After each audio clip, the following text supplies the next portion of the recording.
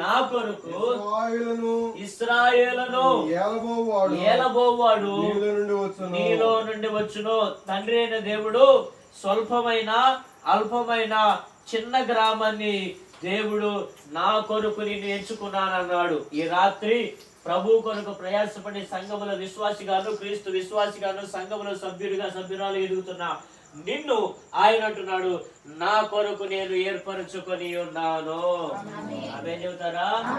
నా కొరకు రక్షకుడిని ఇవ్వాలి అన్నట్లుగా ఆయన కొరకు మనం ఎంచుకున్నాడు. ఎందుకంటే బెత్లెహేము రక్షకుని అందిస్తే ఈ రోజు మనందరూ ఆయన ఎన్నుకున్నాడు. ఎందుకంటే ఆ రక్షణ వార్తను అనేకులకు అందించుదుముగాక.